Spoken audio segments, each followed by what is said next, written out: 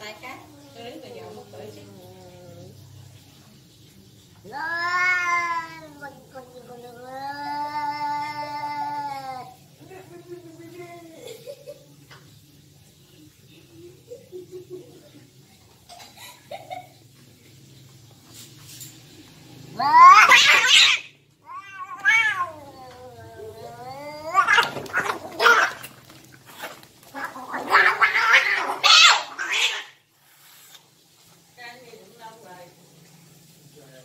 Ủa quá trời lâu luôn rồi ba ơi.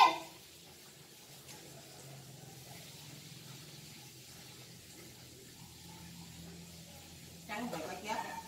Đâu mèo đâu chết bây giờ. Nó quá trời lâu luôn ba ơi. Hãy subscribe cho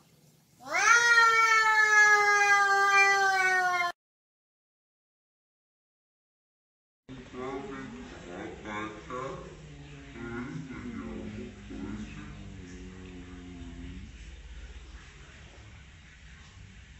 Gõ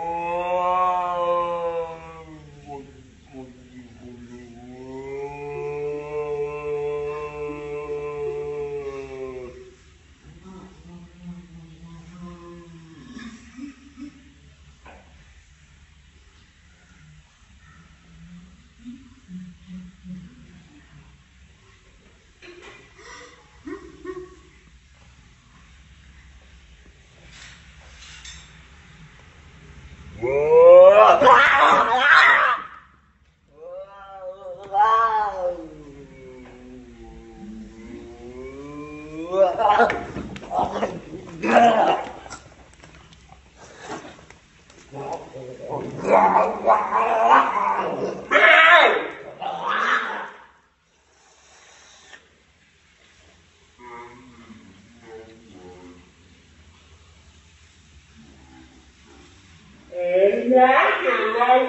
video